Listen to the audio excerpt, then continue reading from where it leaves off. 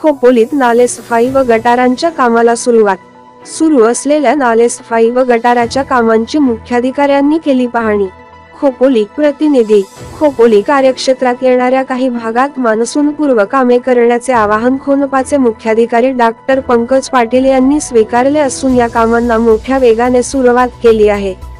शहरात सुरू असलेल्या नालेसफाई व गटारांच्या कामांची मुख्याधिकारी डॉक्टर पंकज पाटील यांनी पाहणी करून संबंधित अधिकाऱ्यांना आवश्यक त्या सूचना दिल्या आहेत. अतिवृष्टीमुळे दरवर्षी शहरातील मुख्य गटारे, नाले तुडुंब भरत असल्यामुळे पूरसदृश्य परिस्थिती निर्माण होत असते. यावर्षी अशी परिस्थिती निर्माण होऊ नये यासाठी नगर परिषदेमार्फत नालेसफाई व गटारांच्या कामांना 1 एप्रिल पासून सुरुवात झाली आहे.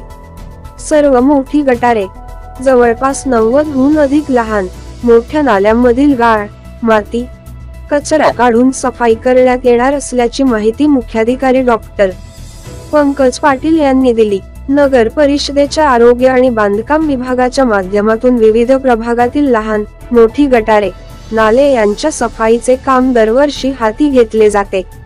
यंदाही भानवज, शास्त्रीनगर येथून येणाऱ्या नाल्यामुळे भाऊकुंभार चाळ, गुलशन अपार्टमेंट, विळानगर परिसर, शेळफाटा येथील डीसीनगर आदी भागांमध्ये पावसाचे पाणी सखल भागात साचून पूरसदृश्य स्थिती निर्माण होते. या भागात असलेले नाले आणि मोठी गटारे यातील गाळ काढून पाण्याचा निचरा होण्यासाठी काम हाती घेण्यात आले आहे. यासाठी 50 कर्मचारी काम करीत आहेत. छोटे नाल्यांच्या सफाईसाठी मनुष्यबळाचा तर मोठ्या नाल्यांमध्ये जेसीबी, डंपरचा वापर करून कचरा, गाळ उचलला जाणार आहे.